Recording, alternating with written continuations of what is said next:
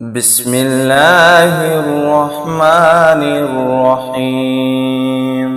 غم و دکھ سے نجات کی دعا۔ نبی کریم صلی اللہ علیہ وسلم کثرت سے یہ دعا پڑھتے تھے، اللہم انی اعوذ بک من الهم والحزن والعجز والكسل، اللهم إني أعوذ بك من الهم والحزن والعجز والكسل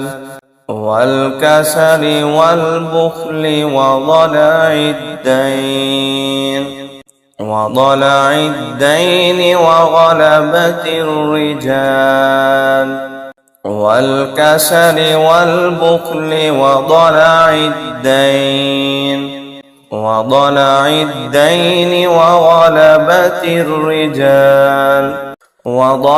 الدين وغلبة الرجال